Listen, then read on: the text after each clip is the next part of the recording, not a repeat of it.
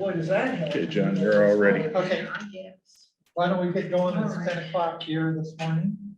Good morning, everybody. Morning. Do we have anyone online?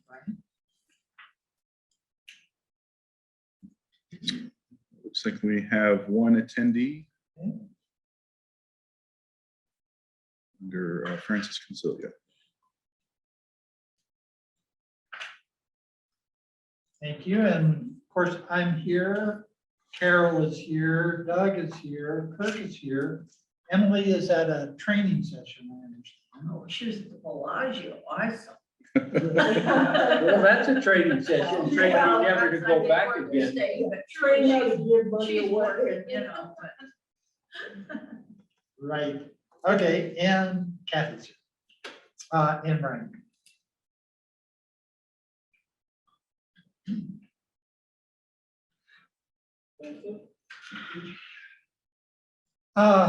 And a little bit has happened since last time we met. None of which we can talk about real plainly in open session. Yeah, but it was certainly interesting, an interesting discussion. And interesting to look at proposals the city has seen and understand a little bit of what's been moving behind the scenes here as we've been working.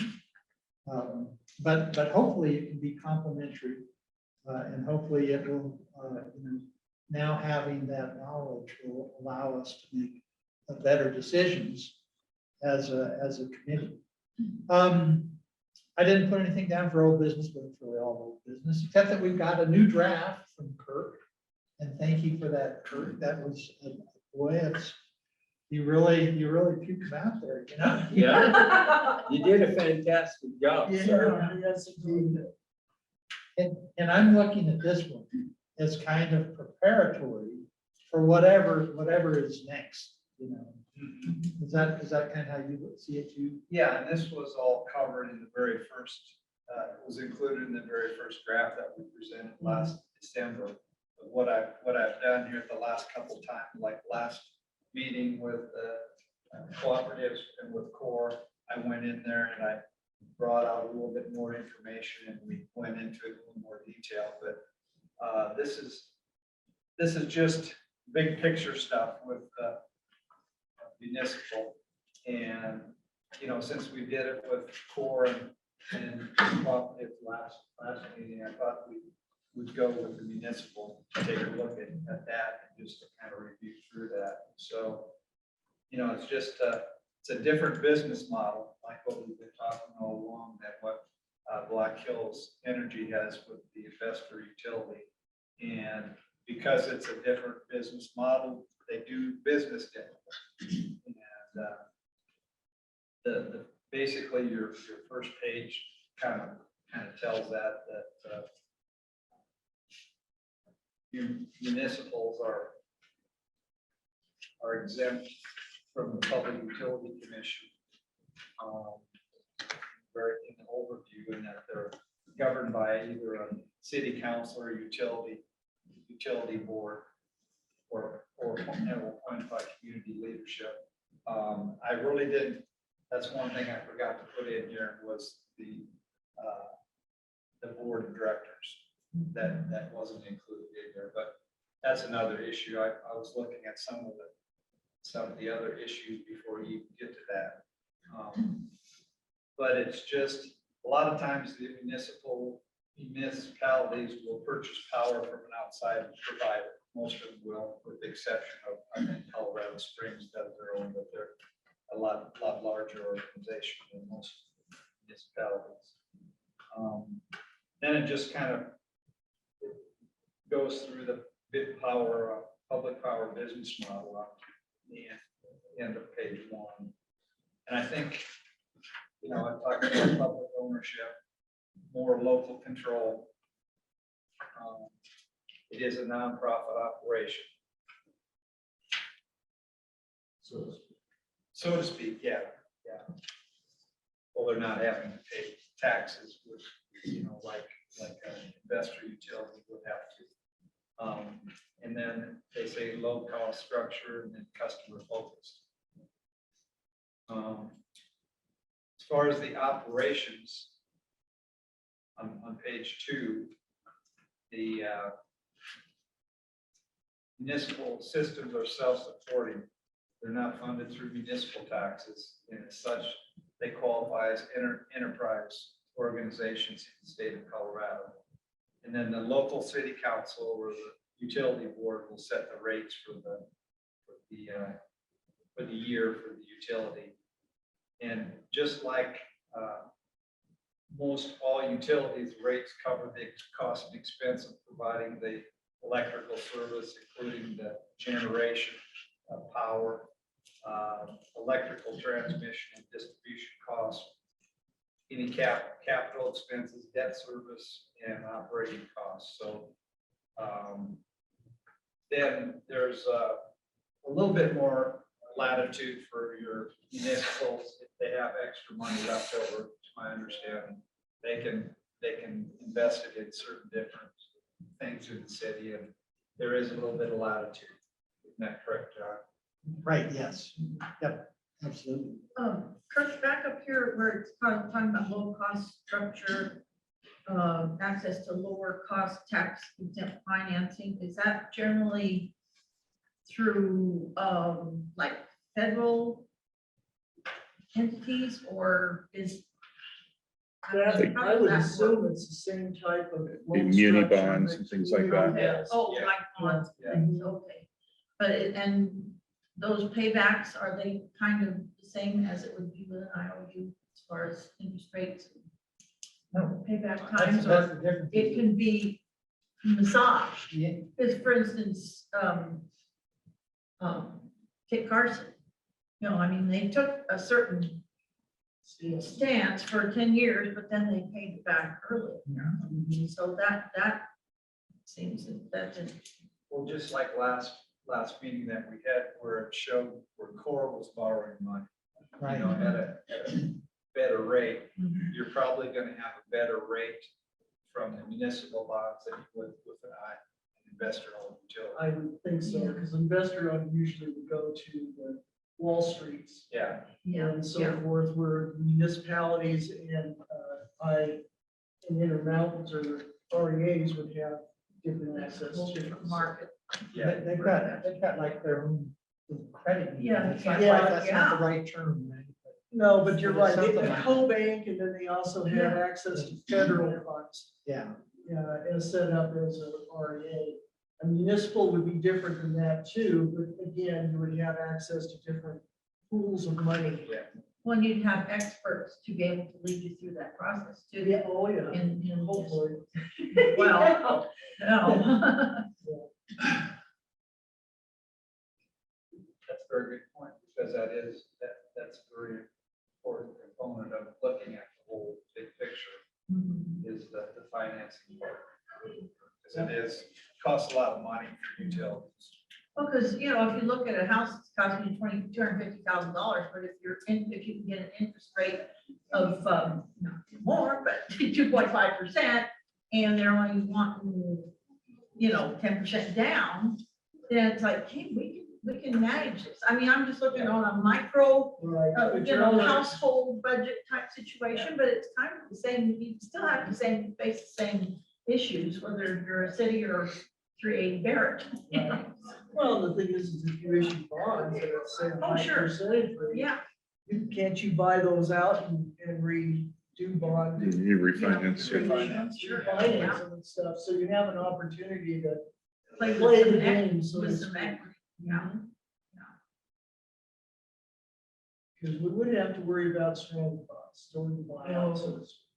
If that's, you know, when you're looking at this. That, of course, is down the road. Right, that's the- I would have concern also of the expertise that may be available to a local board, may be available, not be available. That's all. you know, they say one of the ways to take a good company and make it great is to hire the best people. Okay, not the best people to do a job, the best people. And then you turn them loose and let them find their job.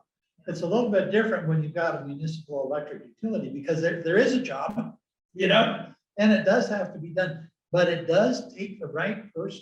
I think there's, all the studies that I read about other places that were successful or unsuccessful in municipalization.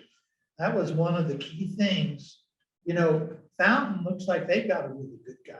That's an example of the right person in the right place, running things. And Not you have- just a job, but some vision too. Yeah. Well, And that's the thing, is if you have the right quote unquote Yeah. staff, Right, then if you're talking about the board, you bring in a banker, you bring in somebody that maybe has utility experience, you bring in the one that is good with like either construction, you bring in the mindset that doesn't necessarily have to be the utility mindset, but it's the one that, because hopefully you're gonna hire the right person to begin with, and you're gonna take a lot of their recommendations, you're gonna massage it, you're gonna tweak it, or you're gonna say, screw it, we're not gonna do that, and then you hire a new board, so to speak, but it's one of those to where I think the board is based on mindset, just like looking at an investor-owned utility board. They're not all utility people, but they're smart people from other industries and so forth that know how to keep things going. And I think for Muni, we'd have to check with the attorneys.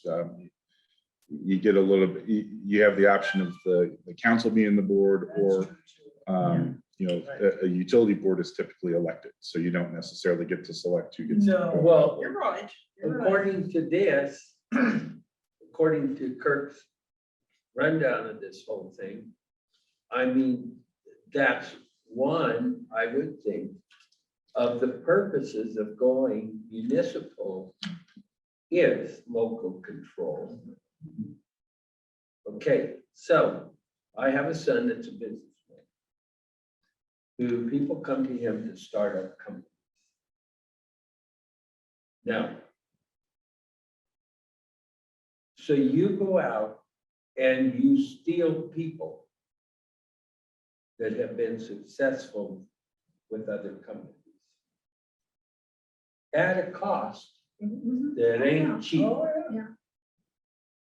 So all that adds to the cost of running this. You can hire somebody that is, oh man, we don't have that much money. Well, then you're not gonna get the best guy for the job. No, you're not. And And that's all part of the analysis, even how far forward do you pursue the dream, so to speak. And Doug, I think that is covered a little bit later in what I wrote up as far as the operations of the utility itself. The city could have their own department to do it, or it could be a hybrid where you talk to a local, like, for example, a local cooperative, for them to come in and run the daily operations of it. So- Tabulate all those costs. Yeah, Once again, but I mean that, there's you're- options. there are options, but just by fact of the word municipal, and I think the thought process, you expect some local control. When you bring in a cooperative, there goes your local They're control. not in control of the board of No, directors. they're a contractor. They're a contractor. I'm talking, maybe you're getting confused. I'm talking about the operations of the utility itself, where the city doesn't have to hire the director, and they don't have to hire everybody going out and doing the work and the billing and all that. That would be contracted with a different business. But as far as the decisions would be made, you would still have either your city council, or you'd have an elected board of directors that are local people. And they're the ones that make the ultimate decisions on stuff. For municipal. Yeah, for municipal. Okay. Is that- Aren't we in a way doing that right now? With I mean, people, the voters voted down Black Hills. Well, the franchise. So The franchise, Franchise. okay? So we're going through the process of trying to find something different or whatever. And council is a big part of that process. Yeah. That's true. Yeah. That's true. And whatever happens, it'll have to be voted on. And so. By the people, Exactly, exactly, not by council. By the right? people. Both. So, Council has to vote to put it on the ballot. right, Yeah. right, thank you. Yes, so it is a process, you know, but stepping back a little bit. And because it's awfully hard to figure it, you know, if we do want to suggest something different, do we municipalize? Do we just seek a white knight co-op or something like that it's gonna come in and do everything? There's lots of legal stuff that has to go on and financial stuff that has to go on. But the bottom line is, right now, the voters of Canyon City are paying a company to increase the company's net worth. We're paying them to increase their net worth to the detriment of ourselves. Because at the end of the day, we don't own a single polar wire. All the money that we pay and all the money that we will pay them to fix and replace and refurbish and all that kind of stuff goes on their balance sheet, not the city balance sheet. And the point is that there's, looking at the obstacles, there's never gonna be a good time. I don't believe there's gonna be a time that really makes financial sense. But the choice for the voters is, you want to continue the current system that's got a lot of flaws, that's subject to PUC regulation and subject to legislatures giving us a new direction up in Denver that we may not like at all. You know, or do we want to strike out on our own? That's a hard choice when you can't show that it's going to be, and I'm pretty sure that that's going to be the bottom line. We're not going to be able to show a financial benefit to ratepayers, maybe for an awfully long time. And so if there's a decision that's going to be made, it's going to be made on other things, then are you going to save money? Well, and we don't have any control. I don't know anybody that's got enough money to buy enough shares in the big company to sit on the board or influence what they're going to do in any way. No. And haven't had in the past. I mean, Yeah. if we'd have said, you want to build this gas plant, and, you know, I mean, I can see it had to be done, but, you know, now we're going to be stuck helping them pay for it. That stranded asset. It didn't have, Now it did. it Well, didn't have to be done. It only had to be done once the legislature passed. the Right, Clean Air right. Jobs. yeah. Then it pretty much had to be done. Yeah, But they could have bought wholesale electricity. Well, They true, didn't yeah. have to build, They had the except for option. the stockholders are the ones who benefited from something you built. Well, and that's the difference. That's one of those Yeah. qualitative differences.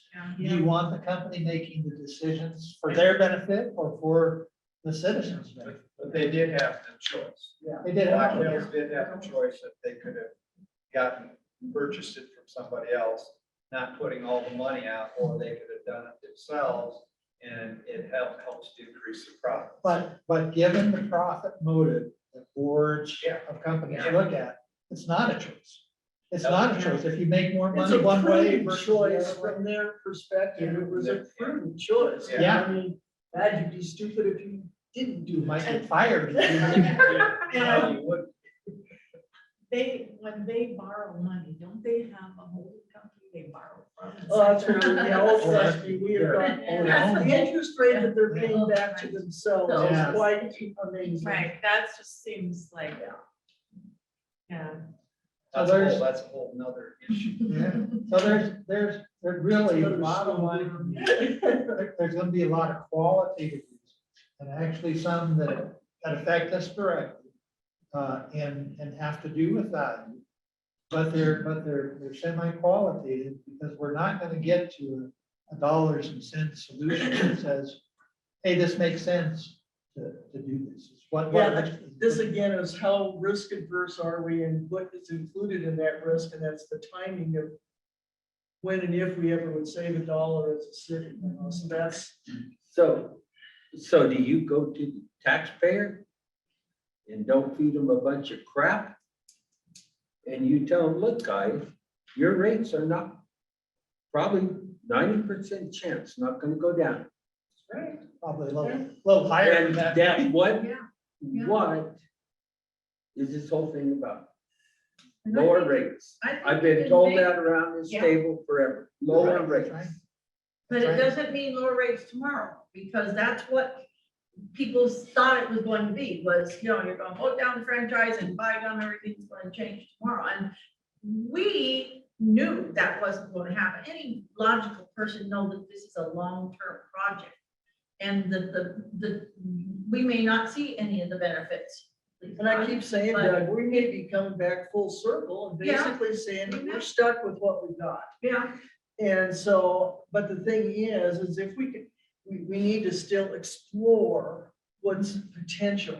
If it comes back to be a 20-year time for the citizens to get that paid back, that may not pass muster. yeah. If it's even 10 years, that Don't may not affect, it pass wouldn't muster. affect me at all. So You it's, know? it's kind of like to me, it's like the decision to rent a house or buy a house.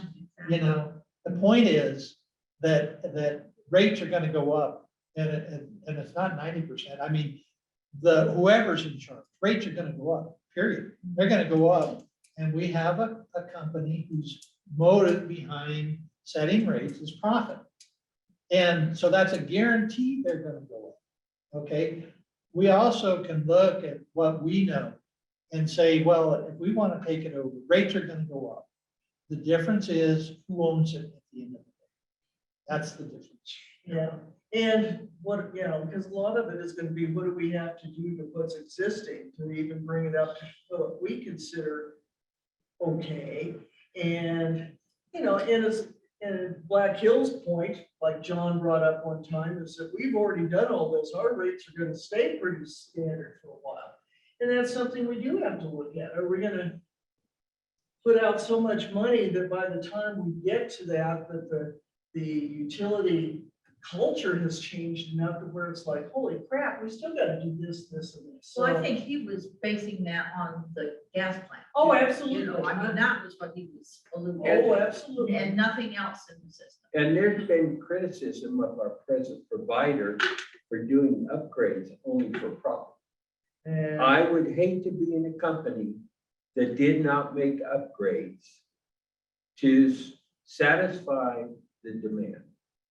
You see all the new power poles on the way to Pewtown, on the way to La Junta. I think those are all new those are metal poles. transmission, Yeah. Poles, those are metal poles. transmission lines. Mhm. And it is supposed to increase the capacity to Canyon City and so forth. And yes, it quote unquote improves the deal, but when they don't even change something that's here in town that is vital to a customer, whether it's commercial or residential, that can fall down tomorrow. There's things they should be doing on that as maintenance, not just to big improvements like that. I totally agree with you, Catherine. In Totally substation. agree with you. And I think the difference there is maintenance, you can't put into their base rate Oh, yeah, eventually. eventually. It all goes. It all goes in, trust me. Oh, yeah. There's no free ride. They make profit from it. Well, eventually they will, sure. You know, I have also thought, if Black Hills is so bad at maintaining their facility, let them stay around and keep maintaining it. Why push them off on Canyon City or whatever? Well, the point there is it's a zero-sum game if you don't repair. Because eventually it gets so far behind that it's really crazy. At some point, you've got to start repairing. And the question is how much and for how long?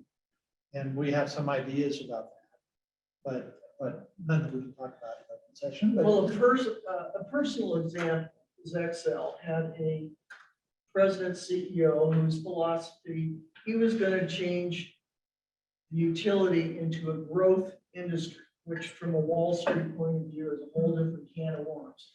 He thought that was a great way to go. Well, so his philosophy is you don't fix it until it's broken. But by the time that happened, and it happened pretty damn big, the customer, the relationship between the company and the ratepayers was so bad. It was pathetic. It took a long time to try and re-establish that. Probably one of the reasons my position was created and stuff that way was to, hey, we're sorry.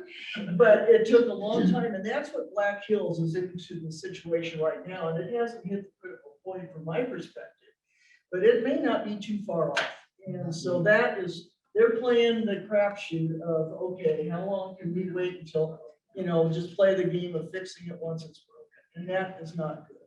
And sell the What's that? and then sell the company. Yeah. No, they don't wanna, that, I mean, they bought it from somebody else. They did. Yeah, they did. But also, there's a lot of reasons why other people didn't bid on it.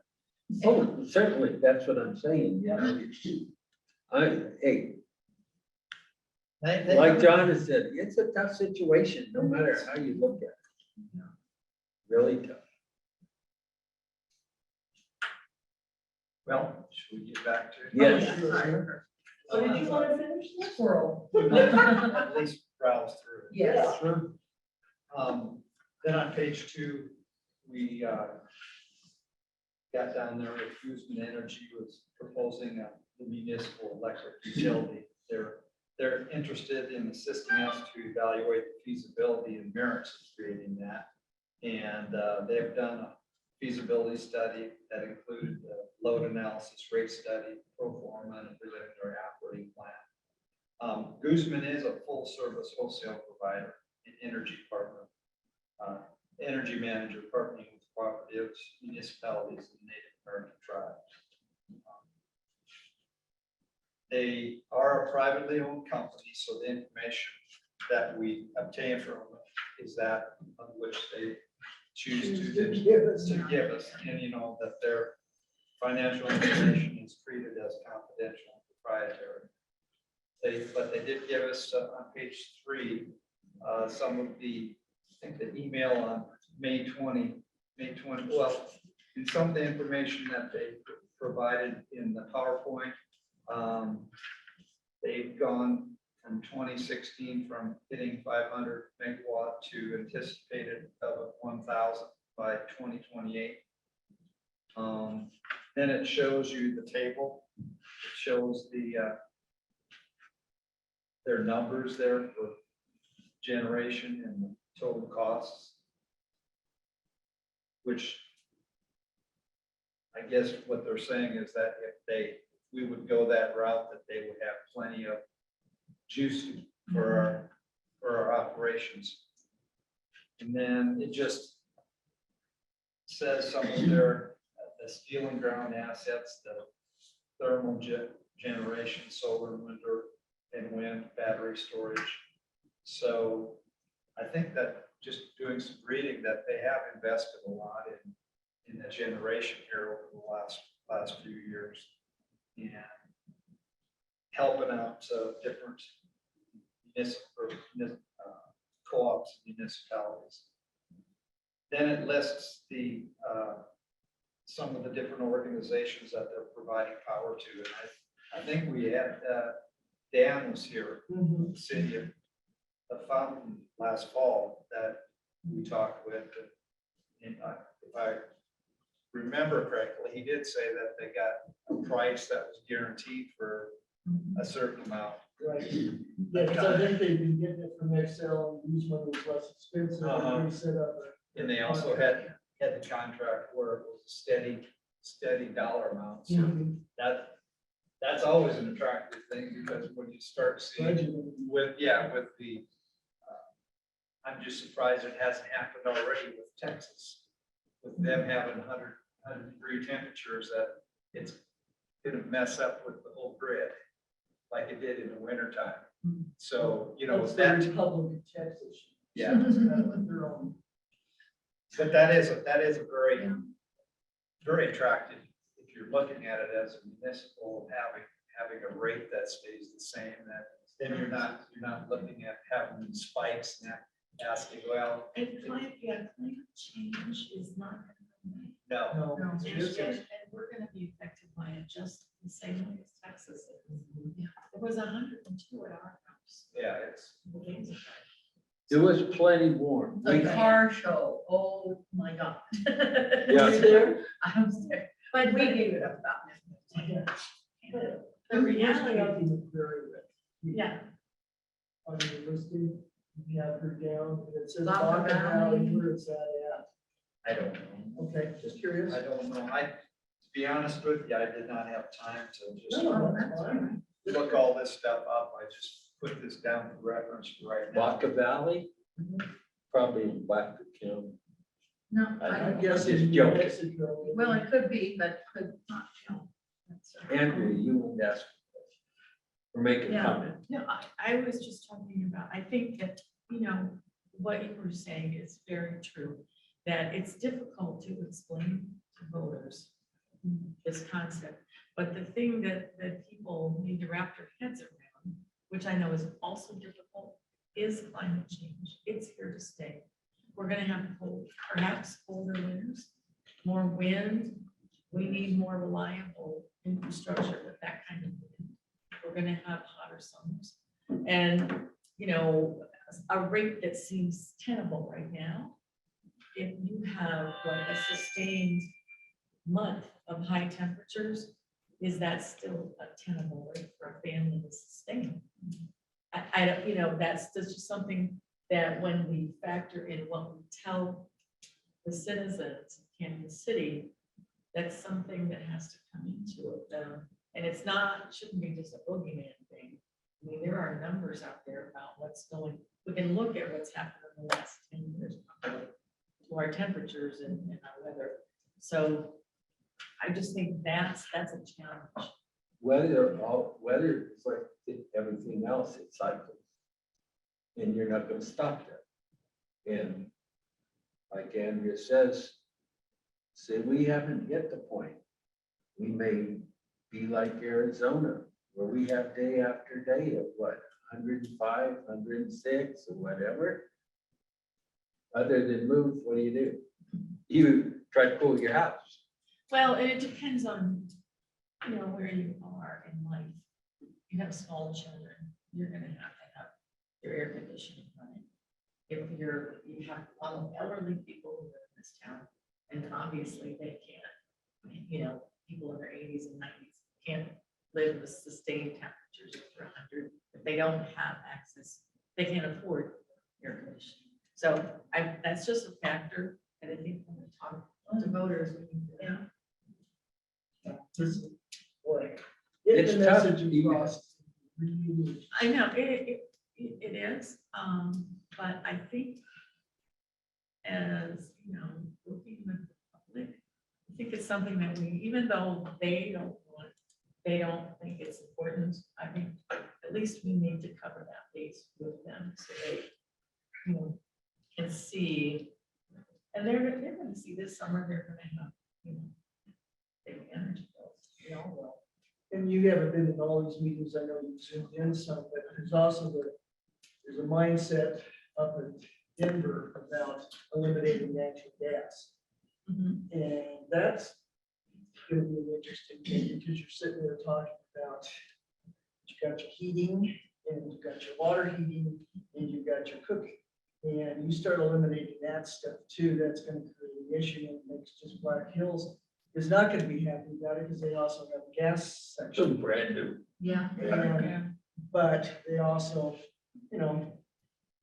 So Yeah. there's a lot of things that may be completely to the point where we can't make a final decision, but I think we keep moving forward until we can. Well, I think with your education, when you start talking with residents, you need to just bring out the characteristics of 3 different business models so that people will understand this is how business is set up, this is how it operates. And if you have, you know, a Black Hills, they're doing exactly what their business model says. It's a co-op will do it a little bit differently. This is how they do it, and then a municipal will do it a little bit differently. So I think if you keep it simple like that, so that people see, okay, we have a choice between going 3 different directions, but, you know, what are the costs involved with that? You know, that way people have a little understanding that they're doing this because they're a business, and that's how businesses operate. I mean, if you take a look at any business, they're there to make a profit. But you know that there are different alternatives, but whether or not you could go those other ways, It's gonna be a cost. yeah, there's Well, a cost. Yeah, and I think if you're gonna explain the 3 different type of investor-owned, municipal, and whatever, you need to explain both sides of the fence on all 3, not just say, well, you know, these towns have gone with this and they've saved X amount of dollars. But, you know, they need to know, I think I would want to know as a citizen of this town, a city, what are the downfalls along with the benefits of what is before me. The good municipal to use is what not to do would be to talk to Lamar. Because. Any ARPA community, any ARPA community. Yeah, they would be a good case study because they really screwed up. And it cost them big bucks, and I think they're finally on the road to reliability and safety and stuff, but they really had a long haul. So yes, there are definitely municipalities that did not do it the right way. So I mean, and that's a good lesson for us to be aware of. So. Like they're finally paying off those bonds on that power plant that never fired. What's ERPA? It's the Arkansas River Power Authority. So they served La Junta, Lamar, Springfield. I think Trinidad was part of it and sued to get out of it. And City of Los Angeles, I believe. Have they not gone with this I think they have since then, Yeah, but Yeah. this was a decision that they made back in, I want to say 2002 or 2003. And it was a long-lived board decision. Oh, here. Speaking of moving, Careful what you we ask have to for, move, right? Right. Yeah, look at that. Oh, living among- Oh, yeah. I don't know if any of you are on Facebook, but there's on Facebook, there's a site that they've been showing cabins in the mountains. Cabins, no, not big homes, old cabins Hmm. where you've got a wood cook stove and a potbelly stove and stuff. And I've been posting that looks awfully interesting. Off the grid. We always look at that and go, oh, there's something we can afford. Yeah. I think. Andrew, I'm get sorry, back- Yeah. Kurt, Andrew Heinley did comment and said that they have contracted with Guzman, so you confirm Yeah. that. I think that going back to this, the referrals that they gave us. I could be wrong, but it looks like they're working with existing cooperatives and municipalities. And they're not really working with an organization that is looking at switching. So that is for sort of a very unique circumstance Yeah. here, you know, where you're looking at switching from a IOU over to potentially a municipal. So I just thought that was important to point that out. I don't think we have any other community that would compare apples to apples. They're in the same Yeah, situation. that is municipalized or whatever in the last even 20 And- years. I and can't what else? remember. It's been 40, Hmm? it's been 40 years.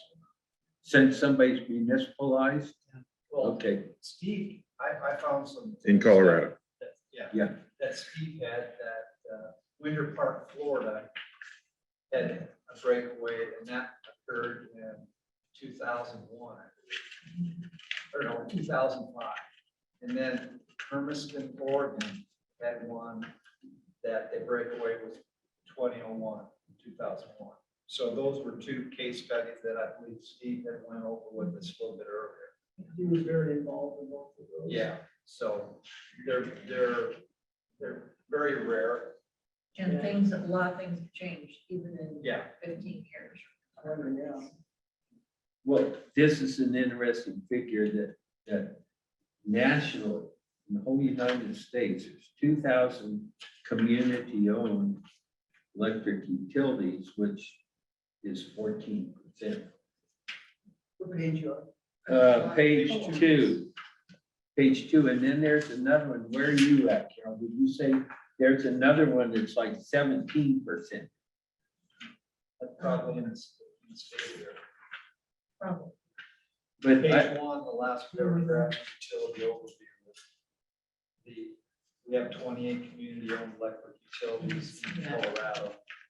About 17% of okay, electricity. I mean, if it's such a fantastic deal, why these local changes? I think that another thing that investor-owned utilities concentrate with their people, because they can make a lot more money when there's people. And your municipalities and your co-ops, I mean, basically your co-ops were put in there because the big boys didn't want to go out and give electricity to the smaller rural areas. So it's hard to really compare that because the population centers are so high, and they're served by the businesses, the investor owned, because, you know, they can make the more money when you have a lot more customers versus you get into smaller areas and they're not as interested because the profits aren't there as much. So I have, in my little pea brain, I have a question that just came up. What happens if a municipal lets its infrastructure decline to a point? Would the supplier of the power to that community or municipality be allowed to pull out for safety reasons?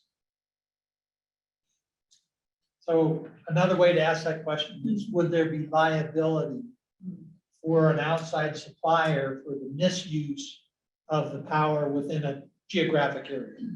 Okay, and probably not. Probably not. There wouldn't be liability generated from a wholesaler because of a failure of a company. Now, there's different ways that could not be true. I mean, depends on knowledge, and there's a whole bunch of factors that a court would weigh to determine liability, but just as a general principle, no. Well, does that really hold water in today's environment? They are trying to sue ammo providers And gun makers. and gun makers Yeah. because somebody used their product to kill somebody else. That's what I was just gonna say. If somebody wants to sue, they're gonna sue. And, you know, look at California when they went through all those fires. It's my understanding, and I'm probably wrong, but there were rules that the state set up to where the utility could not clear their easements. Yeah. And yet they're the ones that ended up going bankrupt because, you know, of other laws. So it's kind of like, you know, what's going on with that too. So you know, like you say, you could have it set up, but I'm sure as hell I wouldn't say somebody can't be sued, because if there's a will, there's a way. Well, I'm not talking necessarily sued as far, but their ability To to refuse. Well, but who's gonna regulate that? You know, would it be a PUC that says you can't, the power provider can't provide into this area because of the danger of it, you know, something blowing up? Who's gonna somebody's gonna regulate that, right? Because otherwise, everybody just you're goes getting along. into regulation that Well, wasn't there. Right, yeah. See, yeah, so- Otherwise, people are just gonna rub along like they are until something blows up and then they blame each other. Well, my brother works for PG&E and it's come to the point. He says, no matter what the fire is in Gilbert, PG&E's fault, Yeah, Oh, yeah. no matter what. Right. sure. Well, you're right, Doug, that that things are changing and that they are looking at, politicians are looking at holding, creating liability for certain segments in our country. But it's kind of like saying, well, ExxonMobil is responsible for burning down this building because somebody went to an ExxonMobil gas station, got their gas can, the arsonist that burned down the building. So probably not, but there's no, but probably. That would be legislative through the courts. It's not likely. And it's one of those, that's kind of down on our priority list at the moment. For sure, yeah, But yeah. it's a good point to bring it up, Yeah. but I it's, mean, Let's take a look at page 5. Let's, What might a Canyon City municipal electric utility look like? Well, we know from experience, you gotta have generation, transmission, and distribution. Those are the three main things. And with the proposal that we were looking at here with the wholesaler, you'd be looking at getting the power from Guzman, from wholesale, just using the example that we're looking at here. And it's my understanding that Guzman has experience as far as the transmission, that they could assist with contracts with that. Do you think that's correct? I think so. To me, they would, They have the the expertise for that. municipality where the breaking even point is from transmission down to neighborhood stuff. To me, Guzman is up through transmission, and then we, municipality would take it from there. It's my thinking. Just looking at things, that was what I had surmised. okay, so if that's the case, would a municipality have any control from the neighborhood transformer steps down voltage, okay, from their back? Does the municipality have any control then? So They have no say that control. again. Say They that only again. have a control on that small segment. Your control would be who you want to contract with. right, right. Or you've contracted with Guzman, let's say. Right. Okay. Okay, so once you've contracted with Guzman, you're stuck with Guzman, correct? For the length For of length your of your contract. For contract. the length of the contract from generation to power pole. No. To where those smaller transformers are. just Yeah, right here, okay, right there, Right there. okay, from there That's forward. probably a substation. We would have the substation, Yeah. I'm pretty sure. Yep. We've got a note here from Andrew Heinley again. Yes, Guzman manages the transmission network rights for the loads that they serve. The city has 100%, I can't read that. Control of the distribution assets that they own. So, Okay. Lines of poles basically what we're within the talking city. about, the substation and lines of poles. Yeah. And under a municipal paradigm, the city would own the poles. Yes. Mhm. And be responsible Yeah, for That's right. that. Yes, That's your asset. correct. Yeah, Yeah. Or whoever you're contracting with to take that side of it also, well, that's true. so. So if you look at 3, the distribution, in the middle of the page on page 5, it talks about that. There's basically 2 options. You can either do it yourself or you contract it out, or you could do I think some cities had a co-op take it over for 5-10 years. And then after that 10-year period, they had their own staff that took it over. And So Build there's- capacity within the Yeah. city. Yep. So there's a variety of options that you can go, but those are the 2 main. It's you do it yourself or you contract that work out. Whatever option that you're gonna use though, if you take a look, and some of these line items here that I have are from the proposals that were done for Pueblo. And quite a bit of it was the company that was hired by Black Hills. Of the information that I have in here, I think that they were Concentric Energy Advisors. So the number, or just the main categories, like you're gonna have your power supply and you're gonna have your transmission. You're gonna have your distribution system, operation and maintenance, customer service, administrative and general expenses. And they have payments in lieu of taxes, customer programs, and capital improvement projects. So that's every year, your operating budget, you'll have to come up with line items for each one of those. Then, in addition, you're gonna have like your non-operating budgets, which would be the debt service of what it cost you to acquire everything. Then you might have some stranded generation costs that I believe the Federal Energy Regulatory Commission, that you'd have to go talk to them, or it would go through them to figure out whether there were stranded costs And what they are. and what they are. Then you're gonna have legal costs, you're gonna have startup costs, and there might be some separation costs. So what we're doing right now is, we're not doing a deep dive, but we're getting into a little bit more of the details about if you wanted to go and change, these are some of the issues you're gonna have to address. You know, and I'm not saying that I can comment and go into deep detail with it, but those are definitely some of the Well, budget just to items. give us, Yeah, Yeah.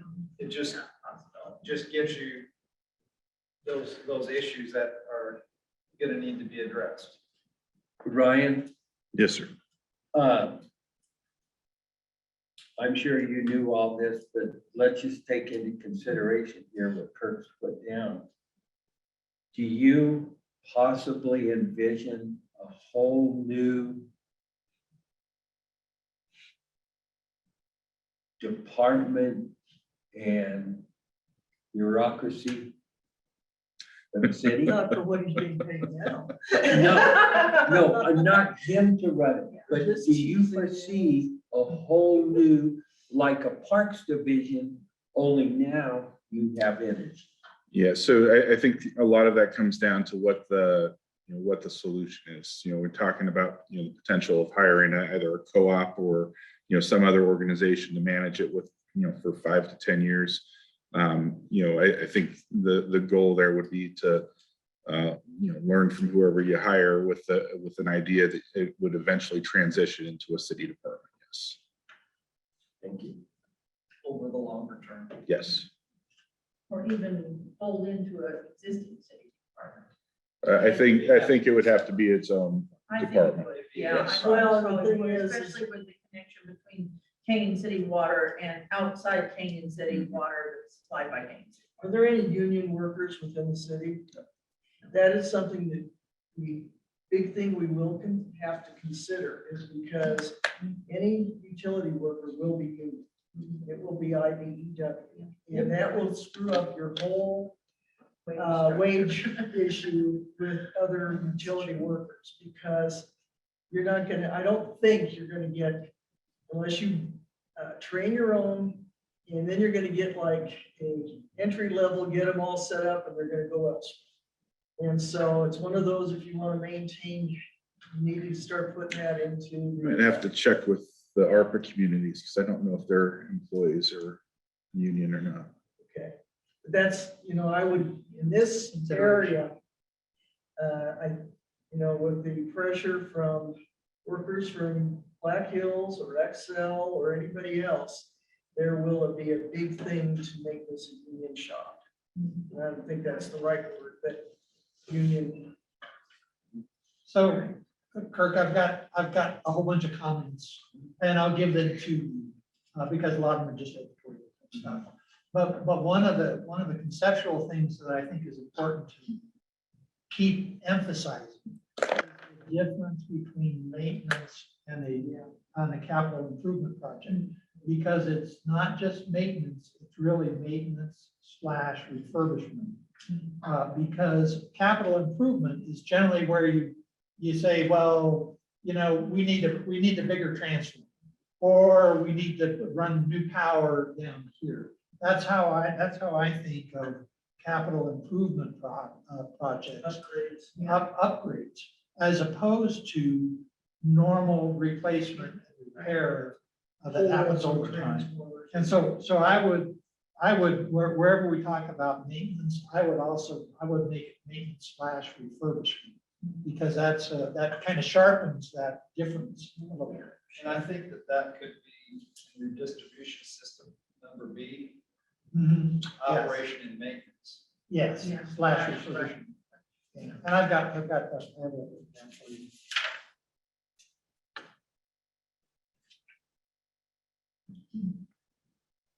Then on the next page, took this from the study that was done for in Pueblo from Concentric, which they were the company that Black Hills had. They just talked about the different acquisition costs that it might include Yes. your physical assets, which I think they say purchase of the electric utilities property. I don't know that including transmission or just, I think more with the distribution assets, I don't think we would be required to buy the transmission assets. Because I think the Federal Energy Regulatory Commission regulates the transmission. And anybody that would want to contract with Black Hills, then you contract with Black Hills to use their transmission. Because I think all the utilities, they're able to do that, so it would They be. can't claim stranded assets because it would be used by the. And then, the second bullet point there of separation and reintegration. The cost of separating a municipal utility service area from the remaining service area, so the existing system remains safe and reliable. I don't know who would make that decision, whether that would be a PUC or a FERC, Federal Energy. That would be between Black Hills and whoever. But I'm thinking more substations and everything. Okay. So that's another issue. And then they brought up the transaction costs, and the cost incurred to acquire assets, including underwriting. Yeah, acquire underwriting and debt issuance costs, as well as legal engineering and consulting costs. So. And then the next one that they had were stranded costs. Cost of generation, transmission, and distribution infrastructure that becomes redundant or not relevant to the new Black Hills electric system. I think that's also a FERC. That's stranded cost, if I'm not. Not necessarily. Not necessarily. No, the PUC and the courts. Yeah, The and courts the are- courts, right. because then you get That was fighting over the dollars and cents folder. Boulder, exactly. That's where, and don't forget, we've got those, the 4 decisions, I think it is, 3 or 4 decisions of the courts in the Boulder case. And that, reading those are really instructive about where you start, having to divide things. Is it, is it theirs, is it ours, is it shared, how do you separate it? And, And of course, all that kind of from stuff. Black Hills perspective, they're gonna make it as tough as possible to determine that. Staying within the municipal boundary helps a lot.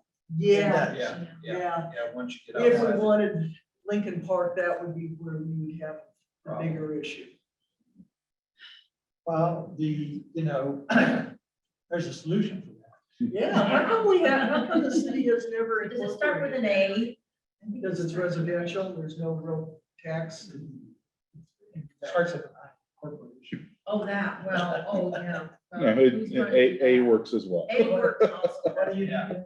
And And yes, right. Exactly. Yeah. Either A or I, right? Well, it's been a long time coming, but it's. Artificial intelligence. Oh, well, we're not You need even gonna intelligence. go there. There are a lot of people that want to drive their UTVs, so that they'll be for annexation. Yeah. Oh, yeah. Just totally diverting ourselves here for a second. Has anybody seen UTV down the road yet? Nope. Doesn't officially go into effect until August. August, Oh, yeah. that's right. Yeah, look. There, in Oklahoma, they did have the Sooners, you know, so. Yeah. Well. That's a good- Right The on, night John. before. But at 7 o'clock on August 1st, strap Boy, on, do I have a bunch of- strap your helmet on, You even think if you're so? not running TV. You think so? Oh, yeah. think Tim so. McCain has got, No, he does, well, he oh, doesn't, he's got it cranked up, man. He's no, ready. he doesn't, he can't use it, his is an ATV. This Well, is you a- tell him that. 'cause He he's knows like, it, oh, trust me, he knows I'm it. sure. But he's also probably talking Kim into buying a UTV. Well, we tried to sell them ours, so Oh. they were ready, Well, so. is the UTV the four-seater Yes, Yeah. the side by side. with all the Ro- fans? roll cage. The difference is the Yeah. steering wheel or handlebars. Yeah, and, ATV, UTV. and no straddling. You can't straddle the seat. No. You have to be strapped in. Yeah. They are so safe, they're safer than Oh, a yeah. smart. Yeah. Sorry for the diversion. That's Sorry, all that's right. fine. Oh, no, we needed it. Smart ass cars. But then just looking at the next, the steps performing an electric municipal utility. This was concentric, their outline of the steps, basically were the feasibility studies. And take a look at the bottom there, they did talking about basically 3 different phases. I think I'm on page 6. Got the phase 1 to determine if the utility is financially feasible and identify areas for further study. Included high-level financial analysis, general legal background, and high-level energy operational and analysis of the electric system. And this is usually done with just information that consultants can acquire. And if you go to number 7, page 7, phase 2, it just gets more detailed with all of the information from above. And they talk about a business plan is typically prepared in phase 2, which gives you an idea, a guesstimate, I should say, of what your expenses might be to run a utility. And then basically after, and they're talking about a city, the city would need to vote on whether you want to municipalize it or not. And then you're gonna have to have your, go to the PUC, Public Utility Commission, because Black Hills right now is investor-owned utility regulated by the PUC. And they have a certificate area of which Canyon City and part of Fremont County are part of their properties that they conserve. And what the PUC says is, let's see. Where's the word on that? As per PUC, Black Hills responsible for providing safe and reliable Yeah, yeah. utility service at a just and reasonable cost to everyone in its certificate. Yeah, yeah. So if you go to, if the city were to go that route, you would have to be prepared to go in front of the PUC to say that, you know, whether it's like a decertification of this area, I don't know the terminology, but then you would have to say, are they providing safe and reliable utility service at a just and reasonable cost to everyone? That would be, you know, their main focus of getting that certificate. And I think at this point, we have looked at, we really don't know about the safe reliability of the system because we really don't have access to all that information. But what we do have access to is the cost, a just and reasonable cost. Because we have the Public Utility Commission that did their study that were commissioned by the state. And we've seen this many times. And the PUC staff said if there's a rate 25% more than what the other rates are, state average rates are, that they consider that to be, how did they put it? They didn't say whether it was an unjust rate or Materially greater. material rate. Yeah. So the PUC already has documented that the costs are materially greater than the state average. So But if Canyon City had unlimited funds, okay, and we could write a check for as big as we wanted. Yes, I mean, that's not, Wishful thinking. yeah, very wishful thinking. The issue of the CPNC goes away. Because Canyon City has the right to eject Black Hills from this, from the certificated. From the area, municipal boundary. From the inside the municipal boundaries. Then it's only a question of how much you got to pay them to get out. Yeah. But so CPNC as an issue goes away if we go the municipal. Okay. It goes away as an issue. But there's lots of underlying cost issues that don't go away. But for CPNC, you don't have to, for us to municipalize, we don't have to prove they've done a bad job. Oh, okay. That was my question. So you use eminent domain then. Just the right of a municipal. Not It's just not necessarily, buyout. but because that's a taking of property. Okay. Yeah. Where what we have is a public right of way that we control. And we can say who gets to be there and who doesn't. As a municipality, the city has a right to municipalize, and it doesn't necessarily affect the CPNC status. It's, Yeah, I think those are two separate issues. yeah. So it boils down to a buyout.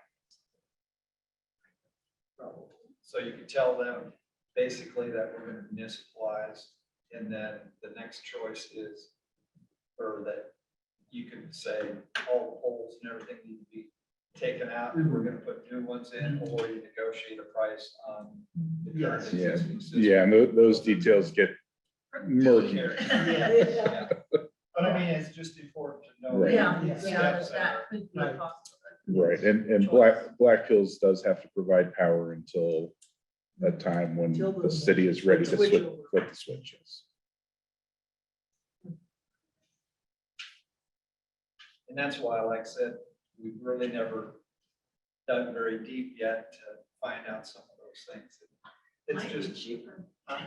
Might be cheaper. I don't know. Never know. The trouble, it sounds easy, but I don't think, even though we're a little bitty 8 megawatt load, Black Hills doesn't want to lose one because then it creates a precedent. And then you might have, they're afraid of the domino effect in a sense, I would think. But, I mean, And that's good too, yeah. and that's why we need to talk to some other municipals that are under Black Hills, to go see what their thoughts are. Yeah, but if we have them, if we check them, right. It might be cheaper just to tell them to go away and then replace their. Probably. Everything's uphill from here. Yeah. Well, Everything's nothing's uphill. easy. Staying the same is uphill. Nothing. You know? Yeah, you're right, yeah. No. Just depends on whose hill you're willing to die on. I guess. Yeah, not let it be boot hill. Yeah, well, and the consumer, at the end of the day, I think that's still what we are here to do is make things better for the people that live in Canyon City. Somehow, if we possibly can, make their lives easier And it may be limiting the kind of businesses that are Well, supportable. and. Well, that's one thing is that we haven't had, oh gosh, who's our ED person? Rick, Rick, Yeah, has he done any type of analysis or has he got any, does he work mostly like with service cut business and stuff that way, restaurants and because does he No, deal with primary at all? he's, because we don't have a Main Street person right now, he's doing both. Oh, okay. The primary focus of his job, though, is primary jobs. So Okay. he's been reaching out and talking with manufacturers. He has had previous conversations with data centers and the tech field. So, there are, I think there are holes that we could fill, but, you have to have the redundancy, you have to be able to serve the power. There are all these things that we cannot currently do because Right. of our provider. And frankly, you don't have it and the cost, once they, data centers, as you well know, there are a huge load. Primary and, it'd be interesting, I don't know if even Interval would ever talk to us, but I'm sure that they wish that they had lower rates than others. Now, Pueblo is able to draw them in because they got a 1/2 cent sales tax of millions of dollars that they can, this will offset. And there are certain industries, a lot of industries, to where frankly, the utility side of their operating costs are the minimal amount. So that's not their big issue. So trying to find the ones that, but I'm sure we have been turned down a couple of times because we ain't got what needs to be and the cost of the electricity is pretty darn high. Back to your I'm point, sorry. which is, we have to be able to show the voters that it's gonna be good for them. at some point. The problem we've got is, where is that point? We can show them, I know. that it could be better. Yeah. But is it gonna be 5 years, 10 years, Well- maybe 50 years? I was You gonna know? continue and say, when you're living hand to mouth, Yeah. 5 years, it's like, who cares? Today is what's important to me. And that's a hard sell. That's a hard sell. It is, it just is. As long as the situation doesn't get worse. Oh, shut up. Well, there's always gotta be one. I of them. wouldn't Well, even go there's a there. lot of things that there's things we can't control. We don't have that crystal ball Right. to tell us what's in the future. Absolutely. And I don't wanna know. I wouldn't even got up this morning. But I knew I was gonna break from. I know it's in the future every day. Yeah. Work. Well, I saw something this morning on NPR that was really interesting about activism. And it's not a race with a finish line. It's more like a relay. Yeah. And this is something that we need to look at. I think with the kind of race they have, maybe we're not going to be able to do something different, but we needed to look at Plant the seed. yeah, just, plant that and, ask the baton for the next people. Are you calling us old? Hey, I don't know about you. That hair on top isn't black for a reason. Yeah, Yeah. okay, that's good. But I think it's, we made a start. A lot of information. We know what we can and can't do, thanks to Ryan and John.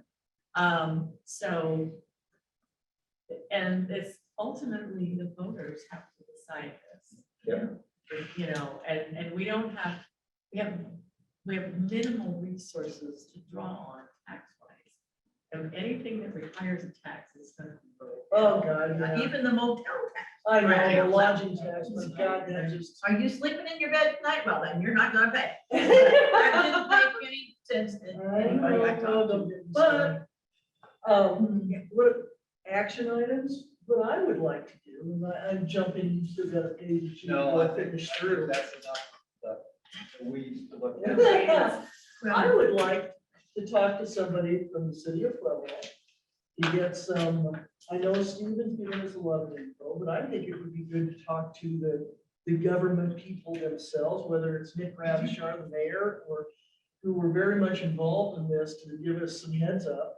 I think it would be important to talk to the city. So just before we go there, what would we ask?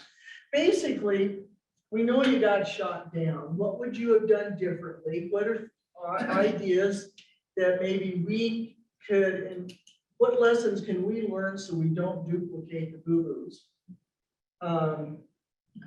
It's kind of like, we all know, it's kind of like from everything I have heard, there was so much misinformation put out by Black Hills.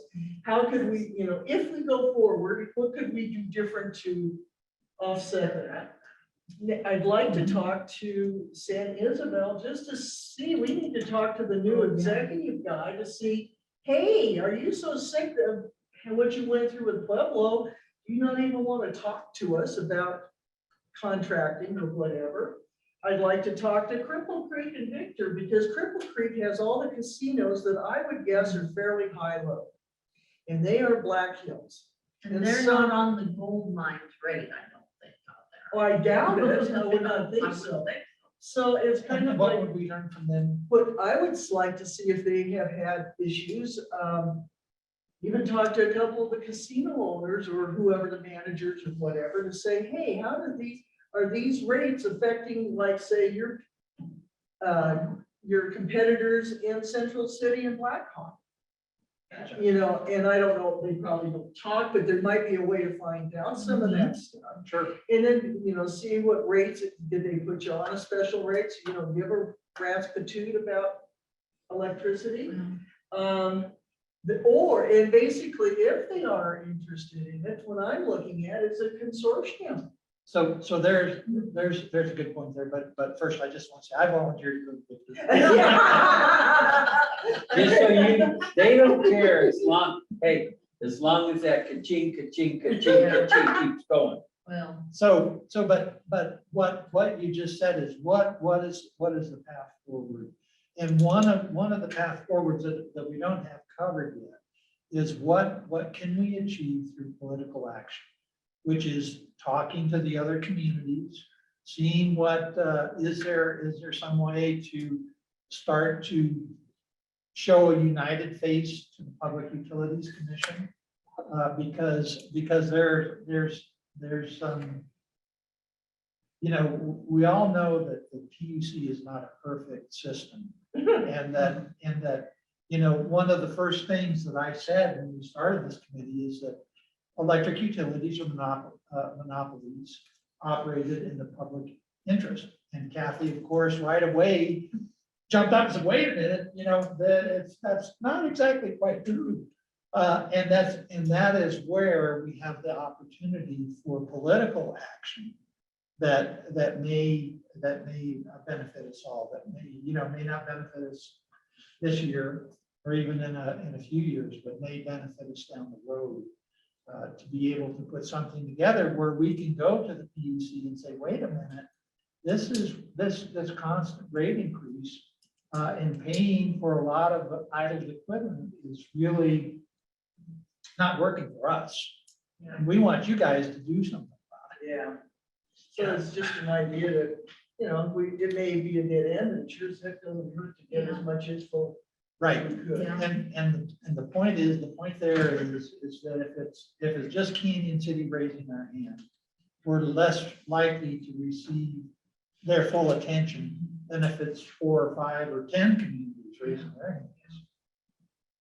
well, I may be out of the loop, probably, but it doesn't seem like we have as strong local representation at the State House.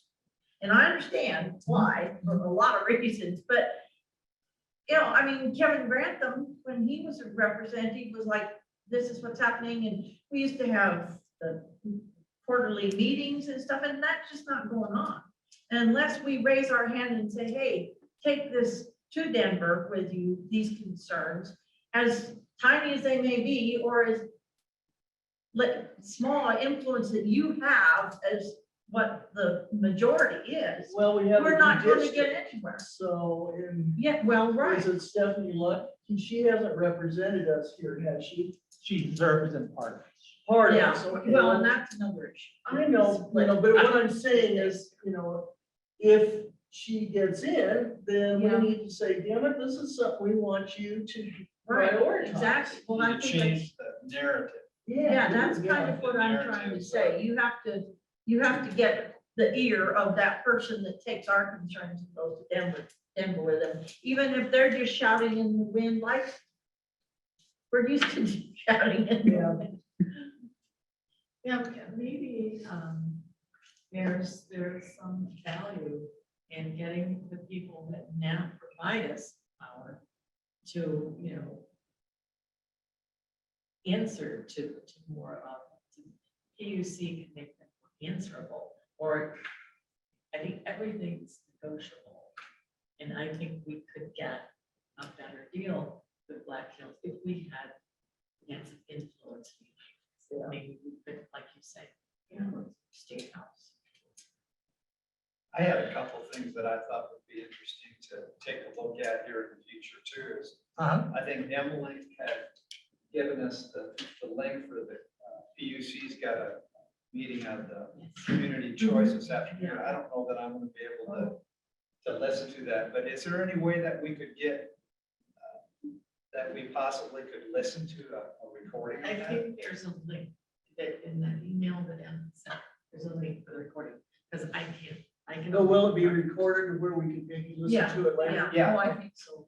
You know, that might be something, because that deals particularly with an investor-owned utility.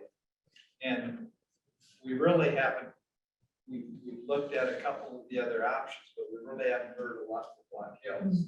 And that, you know, if that would go through, that potentially could be something that Black Hills would be, you know, that would be open for people to look at as far as maybe trying to help with rates. And then the second thing was, the letter we got from Black Hills talked about some kind of complementary cooperative agreement. We never really have heard anything back from Black Hills as far as coming out and talking to us as far as what, you know, what could they do and how, what are our needs? Yeah, You it's know, like, just put it on the ballot. But I This mean- is no I mean- concessions. I think it would be something that we should invite them back and say, you know, you wrote this cooperative agreement. Can we start looking at what that might look like? Quick pro quo, I hate to use that term, but if they want this on the ballot, they need to give us something. Yeah, and I don't even want to go there for this year at all. No. I'm not necessarily saying that you take it So to the ballot, but But I'm what just were you interested, thinking about? you know, what are you? Right, is that the same, they were saying a memo of understanding, is that the same? Yeah, sort of the yeah. same Okay, thing. Yeah, right. kind of. It's separate from the franchise. Yeah, right. But, Yeah. well, that was where, you know, we were talking about getting LED lights, Mhm. you know, getting, Lights on Highway 50, but I'm That what probably was the- seat up. So on that particular point, not the LED lights, but talking of Black Hills, if there was an agreement, it would be between the city and Black Hills. Exactly. Okay, and not the committee in Black Hills. Right. What I'm pointing out is that we need to be careful not to insert ourselves in between Black Hills and the city when it comes to negotiating, that kind of stuff. That doesn't mean that we can't have the conversations, but as far as getting down to brass tacks and what he's gonna give us, that's probably not. Right, that's something that maybe, So we're with sitting up council. there. Yeah. I would put it this Yeah, way. oh, yeah. Yeah, you point to the lawyer. It's money. Well, wherever you have to start, everything is negotiable. That's exactly right. And if they really, if there is a reason they really need a franchise agreement with the city, with the voters, I mean, the most reasonable thing you can tell them is, what we have to talk to the voters, educate the voters. What are we gonna tell the voters has changed? And well, I asked that when, what's his face was, you know, the CEO. Thanks. Yeah, and he never answered that. He's retired now, so you won't get an answer. Well, I won't get an answer from anybody else. I know. But seriously, if they really want this on ballot, we have to have, and I think it's important that council this time, if we do put, when we do put it on the ballot, we need to have some educational meetings for voters, so they know what they're voting. And you know, that's. Well, sure, because, you know, just like Brandon first brought up when we started. So they all thought the rates were immediately gonna go down, and it's like, no, but it gave us an opportunity to take a. If we really need for a lot of people to show up for that discussion, we have to hook it up to homelessness. Oh. Give them all beef hot dogs. Well, you know what? Yeah. Feed them, they'll come. Yeah, it's Well, true. No, I think that if we offered a couple of different times, a couple of different dates, and that this is about power and in the community, and, it's a discussion of what, what we're gonna be putting on the ballot, I think that people will come. If people come who have other issues, then we should ask them to step down and let somebody, if we have a list of people and what they're gonna talk about, and they wanna talk about homelessness, we'll just tell them they're in the wrong meeting. Yeah. You know what I, I'm not, because I know they will. And they will, people who don't even live in the city. I would truly love that if something like this happens, that both sides of the issue, that people don't wordsmith. People don't wordsmith. Wordsmith. I mean, you can say things that really don't mean a whole lot, or that mean something else. I always like it when you get the true facts, Well, Well, how but about that would be the purpose of the meeting, you know, and convey information. And if the city puts it on the ballot, we can't represent one side or the other. We have to right, stay. I'm not accusing the city of that. I'm accusing people that this side and Right. this side or this side and this side are honest about everything. Well, an informational sheet that just lays out the facts. So that people know when they go to vote, what yes means, what no means, and what will happen in either event. That's not campaigning. We can't cancel. But we do need to get information out, because I had a lot of people call me when it was voted on, because I was on the committee there, and they were concerned. They had no idea what it was about, how to vote. And so I just sent them information that we already had about, what was at stake. And so, but this, I don't think there's anything wrong with getting the information out to voters. No. You don't want to keep them totally in the dark, and then they go to vote. It's like, what the heck is Well, this? that's the whole thing, it's like, I mentioned in the meeting the other day, or I don't know which one it was, is that if there's an issue on the ballot, and you don't know about it, when all else fails, you vote no. Yeah. And that's just human nature, is like, screw it, that isn't right, and it's Yeah. like the lodging tax or whatever, I don't know anything about it, so it's gotta be bad. Tax. Tax, that's the thing, Tax. yeah. Yeah, it's Yeah. like, screw the schools and everything else, I don't have kids that age. That's right, yeah, that's why we don't have a swimming pool. Oh, well, we're not gonna go there. Now, John, I have one other thing. I guess that wasn't the correct route to go within the cooperative agreement. Well, it's a little premature, Yeah, though, premature. too, Uh-huh. for sure. Because the franchise vote is not gonna be Oh, yeah. Yes, for a while. but what are they thinking? Yeah. Yeah, Yeah. yeah, But right, oh, yeah. Another thing that I don't know whether that would have to go directly to council was the resource plan that Black Hills has just, I think I Submitted. read something about that in the paper. Mhm. That's been submitted now. It has been. I have a meeting with John V. Hill.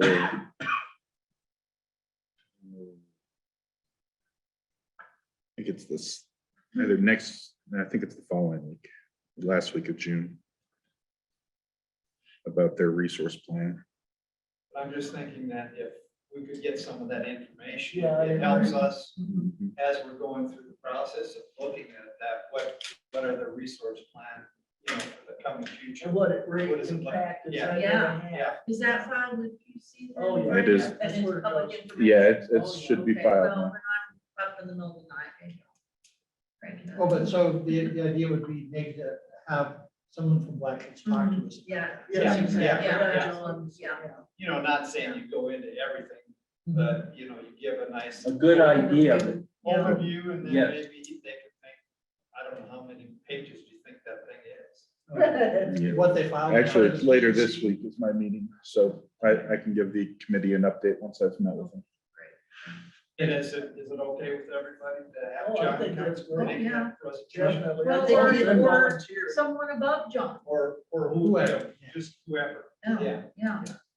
But I think that'd be very interesting right now too, to see, with all the changing, everything that's changing, what their plans are, because bottom line, if that's approved, then we're gonna be, this is what we're looking at in the Yeah. future, so it's good to know ahead of time. Mhm. And if we want to put some input, that probably comes from the council, city council, but Well, and it's also an opportunity, if we see something that sticks out, which I doubt if we will, but if we were, all CML goes to those meetings too, and sit there and say, hey, this is what one of our municipalities thinks. But I doubt, it's gonna be pretty high level, and I think John's he's been pretty well trained to talk about it because of all the communities he works with, so Yeah. he's probably the one. Okay. Do you know somebody at San Isabel, or do you know the new guy at San? I do not, but, yeah, I think I still know their communications person, in a sense, she's still there, I think, so. Yeah, And I know I can find out if you want me to, because I think it would be good for us to. set up a Somebody's lunch got to meeting. take that homework. You said triple B Victor, right? Yeah. So I'm just deciding, and I'll do Well, anything I'm if the it one- wants me to do as far as reaching I'd out. be glad to talk with San Isabel if you want me to. so, well, Or a couple of us. okay. So if we talk to Pueblo, let's kind of go down the list. How would we do that? Do we want to send the whole committee over there? We want to just send a couple of representatives over there to see if they could talk to us about what they could do, whether, over or something. Well, I know Considering the that mayor- the whole committee now has 3 council members, I'd recommend sending a subset. Subset, yes, Yeah. right, yeah, because we don't want to know the cities. It's subset. Yeah, I do know the mayor. Worked with him through different community things, so if that would be. of interest. Preston Troutman and I sat down and chatted with him before the election about what they were doing and stuff. And so we got a pretty good update at that time where they were. Plus, I did attend all the meetings. your knowledge, very That's true, knowledgeable yeah. about that too, Yeah, And- whether you like it or not. Yeah, right. that's right. So I think that,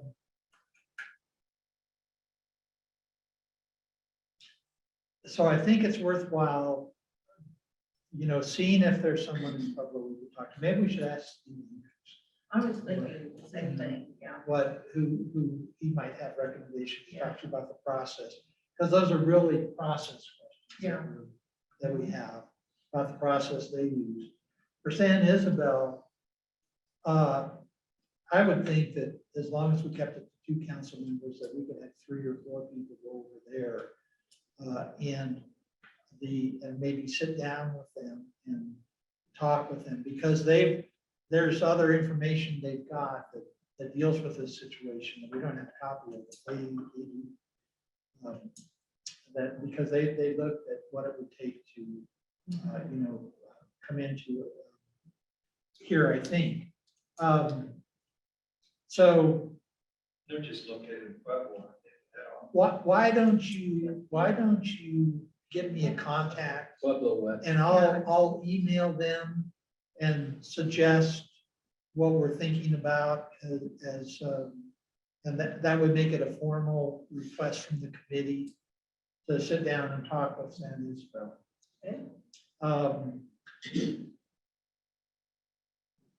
So let's talk to Steve Andrews. You want to do that, Carol? You want to talk to Steve? Oh, yeah, sure. Okay. Talk to Steve and see Yeah. say that we want to sit down and, ask our general questions and see who he recommends, and then we can decide on how to contact him. Sure. Okay, San Isabel, you give me an address, I'll send a formal request to them. Cripple Creek and Victor, do we know anybody there? Is Well, I there just don't political anymore. leadership I that we used, would talk I used to? to know a manager, but he's. So do we want to talk to the political leadership or the economic development leadership there in those towns, or do we want to talk to? I think we'd be smart to start with the political to government Mm-hmm. people first before you just start contacting Yeah, casinos and stuff, to at least let them know what we're doing right. and then go from there. My suggestion, it's easy to look that up. City manager or something. Yeah, exactly. Yeah. Town manager, town, yeah, administrator, whatever, sure. Okay. So. You wanna take a shot at seeing who might be who's what the town managers are? or- Yeah, I can probably figure out who the town managers are. Why don't you provide us with that information, and then maybe that we can send a formal request. And would be similar to San Isabel, we have like 2 or 4 over there, maybe, I think we're gonna have to go over there. No, Yeah. yeah. No cost to the city. The. Oh, gambling vouchers. Whoa. Then as far as, what we might be able to do with other communities, I think that's not a ripe idea yet. I think that needs to just sit a while and see where we get to. Exactly. The community choice, we all need to look at that because we do have the email from Emily. Then the cooperative agreement and resource plan.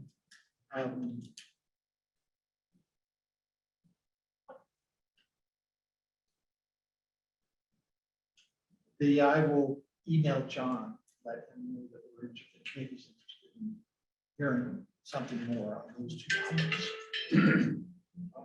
And not necessarily. How's that sound? That sounds great. Sounds really Yeah. good. When at some point down the road. Next year, like. Maybe we could go to community. People. Community groups and ask for volunteers, set up a separate committee to do the education. That's an idea. Yes, I mean, that is like something we can legally Yeah. There are some legal constraints, but it only is triggered by putting it on there. So there are things that we could do in anticipation. Right, before we put it on the ballots, maybe talk to the Lions Club or something about, is there anybody that's interested in Rotary? What? That people that, can give both sides, that pros and cons, that'd be great, and the committee could feed them information to use.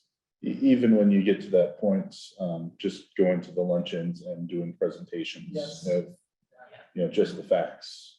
Right, we could do that before we put it on the ballot. That can happen after, After as long as you're presenting both sides. Where's Jack Webb when we need him? that. Just the facts. Everybody's here is old enough to get that. Oh, yeah. Unfortunately, Brian doesn't get it, but the rest of them. do. Yeah. Dragnet? Friday night. Yeah, Is that Dragnet? that's right. Yeah. Yeah. Good thing in the morning is Andy Griffith. Oh, We're just about wrapped up here, but the comment I always had on Dragnet, they always had that little thing where they said, the names had been they changed to protect the innocent. And I always said, well, the only name they didn't change was Friday and Indiana. Yeah, that's right. They must not be. So they were innocent. Well, and another show, contemporary show in that genre, kind of like is Bosch. Oh, gosh. Oh, that I is- mean, Harry Bosch is, We've already. screened them all. LA and, Oh, cops and, oh, man, that's a great show. Michael Connelly wrote the series and, Have you seen Lincoln Lawyer? oh, yeah. And Bosch Legacy too. Yeah, oh gosh, yes. Screened all that already. It's like, I grew up in that area. And I Oh, loved yeah. watching it to see. Oh, I've been there. Oh, Yeah. absolutely, yeah. the thing, what's it called? Oh, yeah, they're like that cable.